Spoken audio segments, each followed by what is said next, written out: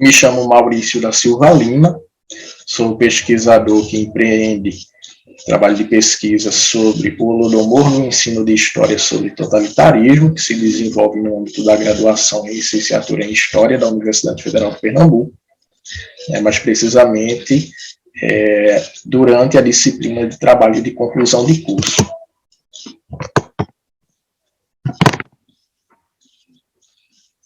Essa pesquisa, então, ela apresenta a discussão de como o Holodomor, que foi um caso de genocídio promovido pelo regime soviético na Ucrânia, durante os anos de 1932 e 1933, pode auxiliar o ensino de história a elaborar relações teóricas sobre o período compreendido como totalitário na primeira metade do século XX. Busca-se, com essa proposta, facilitar caminhos investigativos para que professores, alunos e pesquisadores e produtores de livros didáticos reflitam sobre uma abordagem multiperspectivada da disciplina de história sobre o totalitarismo e os seus arquétipos na sequência da história. Então, fazendo uma breve contextualização aqui a respeito do evento, a Annie Applebaum, ela vai falar que essa região que foi acometida pelo genocídio, a Ucrânia, desenvolve aí a sua cultura e a sua história a partir do final da Idade Média, com o surgimento da língua, dos costumes e das tradições locais, formando seu centro de identidade durante o período da formação dos Estados Nacionais nos séculos XVIII e o século XIX. Então, essa região, ela entra como parte integrante do Império Russo através de uma política de expansão que acaba a anexando. E aí, para garantir a fidelidade política dessa região, foi otorgado aí certos privilégios incomuns e certos graus de autonomia.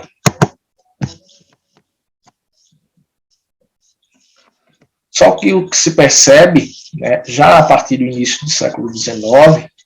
é uma série de ataques contra esse nacionalismo ucraniano, que começa a ser visto a partir da própria formação de uma identidade, dentro de um contexto de uma política imperial. Lá em 1804, o imperador Alexandre I, ele proíbe o uso da língua ucraniana em escolas e instituições. Durante o período conhecido como a modernização russa, que é esses princípios do século XX, vai se haver aí uma forte participação dos ucranianos, principalmente os camponeses, através de levantes populares acontecidos em 1902 e 1905, que ajudam a promover um certo grau de autonomia por parte dos movimentos sociais e dos grupos organizados por certas causas políticas, a partir da liberalização política no Império. E com isso, o movimento nacional ucraniano, ele vai renascer, ele vai ganhar força, inclusive com ganho de alguns direitos, como o uso da língua. Durante o período revolucionário, a Ucrânia vai entrar numa fase chamada de Revolução Ucraniana, que significa a sua independência em 1918, mas em 1921 a região vai sofrer uma invasão bolchevique, e Stalin, nesse contexto de primeiro governo bolchevique, ele vai ser designado como comissário do povo para as nacionalidades, e a sua função era de tratar essa questão dos povos não russos e convencê-los a se submeter ao mando soviético.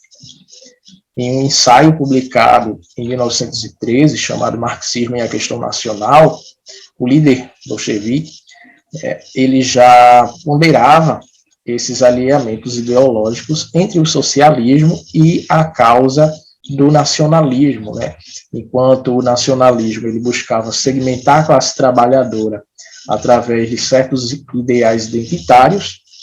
o socialismo ele buscava a universalização, a unificação da classe trabalhadora através do ideal de classe. E aí, em 1925, né, o pensamento stalinista progride para a identificação dos atores desse movimento,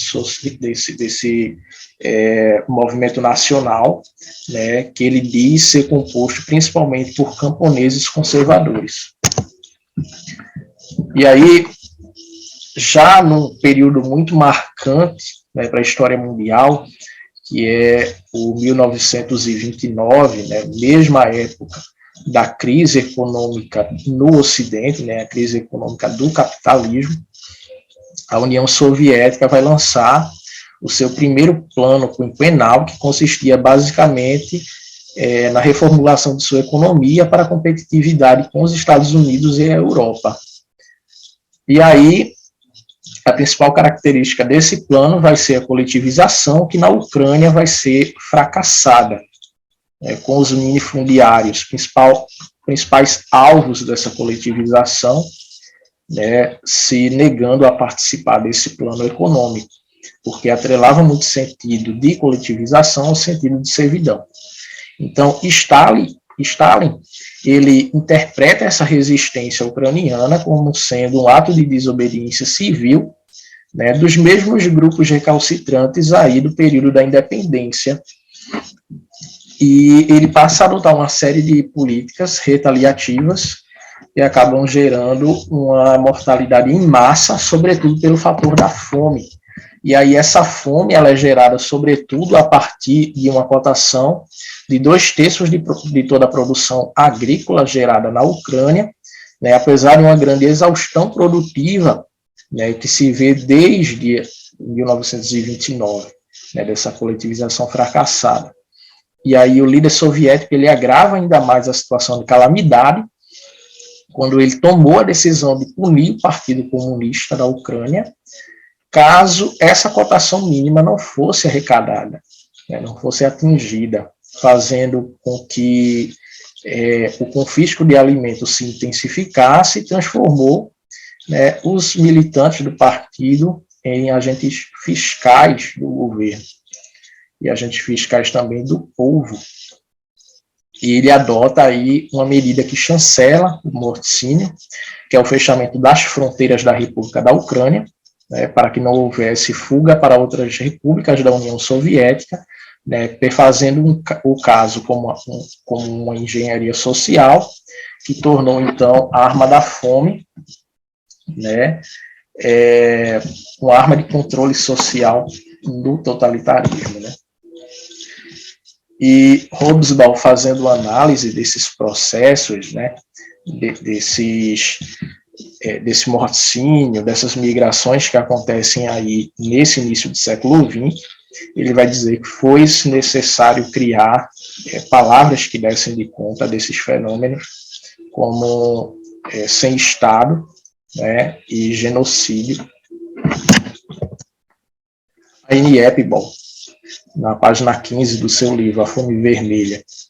ela vai falar um pouco dessa comissão de aprovisionamento de grãos, né, se referindo aos distritos de morte, que foram essas regiões que puderam ter aí até 60% de mortalidade da sua população derivadas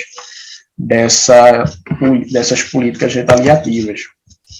E aí o Leonardo Wiesel Figueiredo ele vai se referir ao Holodomor, né, como sendo um fato que garante a vitória política de Stalin na União Soviética, né, porque a fome esmagou a resistência dos camponeses, né, garantiu a vitória de Stalin, do seu regime totalitário, né, o stalinismo, e abriu caminho, inclusive, para a vaga do terror de 37 e 38, né, infelizmente deixou aí um legado de dor para as famílias das vítimas. O Reinhard Boriak, pesquisador da Universidade de Harvard, ele vai dizer que o Estado soviético, né, ele cuidou de fazer os riscos dessas fontes, né, para que nenhum dos documentos se referissem a toda essa calamidade, a todo esse morticínio incriminador. E aí a justificativa que eu utilizo para o estudo dessa temática, né, é considerar que é um conteúdo inexplorado nos livros de história contemporânea, né, e perde assim, em termos de didática, a importância histórica que o fato tem, e também porque a historicidade desse evento revela que ele é um marco histórico para o desenvolvimento do totalitarismo stalinista. Então, a metodologia que eu venho fazendo uso, né, é a leitura e interpretação dos dados desse evento a partir de livros escritos para o português, né, um deles é A Fome Vermelha, a Guerra de Stalin na Ucrânia, da autora Anne Applebaum, onde ela vem fazendo aí o recorte histórico a partir do surgimento do nacionalismo ucraniano e como ele passa a ser inimigo dos soviéticos durante os anos 20 e durante os anos 30. O jornal ucraniano brasileiro Praça, Prudentópolis e a repercussão do Holodomor, do pesquisador brasileiro Anderson Prado, onde ele vem fazendo aí a análise das migrações da Europa, né, a partir desse episódio da União Soviética para o Brasil. E Holodomor, o Holocausto Esquecido, de Miron Dolor, né, que é um pesquisador, um historiador, que vai ser testemunha do fato, porque ele viveu todos esses acontecimentos junto com seus vizinhos e sua família, e torna, então, essa história expressa. É um trabalho de microhistória. E aí, tentando perspectivar a entronização do Holodomor a partir do estudo do totalitarismo stalinista, né, eu venho fazendo a análise de 5 livros didáticos de história, né, e analisando aí a disposição de conteúdos que esses livros fazem a respeito do totalitarismo stalinista e tentando aí enquadrar o estudo do Holodomor. Os resultados parciais que se chegam até aqui, né, é que esses 5 livros escolares de história, eles privilegiam acontecimentos de vanguarda, né, os acontecimentos tradicionais da historiografia, sem indicar nos textos, imagens, indicações, acontecimentos outros que se relacionem ao regime totalitário stalinista, né, focalizando principalmente no grande terror, né, e as perseguições étnicas na coletivização, sem se referir a nenhum fato específico durante esse período que caracterize também exemplo de perseguição de Estado. E tomam esses 2 principais acontecimentos como o suprassumo do totalitarismo soviético. E aí, acredito que se faz necessária a apresentação do Holodomor, né, no sentido do ensino de história, né, propiciar o pensamento ético no sentido formativo, de fazer com que os alunos reflitam as regras do convívio social contemporâneo, buscando compreender o funcionamento do regime de comportamento humano na primeira metade do século XX, né, tendo assim uma dimensão histórica dos direitos humanos e do alcance da subjetividade centrada sobre o pensamento crítico contemporâneo ao coletivismo. Fazendo a discussão desses resultados parciais, né, julgo ser importante perceber como a retórica totalitária criou inimigos internos e do combate a esses grupos se justificou a tomada de medidas radicalmente autoritárias contra as minorias, como o stalinismo praticou contra os ucranianos. E aí daí a gente também pode extrair algumas subtemáticas, como a fome, como arma política no controle social na época contemporânea, o conhecimento da história soviética, né, já que se relega esse fato, e o evento para o fortalecimento do stalinismo. Então, concluindo, né, considero que com os resultados obtidos até aqui com a pesquisa, né, se solidifica muito a argumentação de tornar esse conteúdo capaz de reelaborar o cânone histórico, né, sobre o período entre guerras, o período stalinista, especialmente o totalitarismo stalinista, visto que poucas das tragédias do século XX, né, estão registrados no ensino de história. Muitos eventos ainda passam despercebidos, né, na narrativa histórica dos livros didáticos. Então, propor o Holodomor, né, como um acontecimento que marca essa década de 30, é antagonizar historiograficamente o debate sobre o totalitarismo nos livros didáticos de história. Apresento aqui os meus referenciais teóricos e agradeço a oportunidade de comunicação.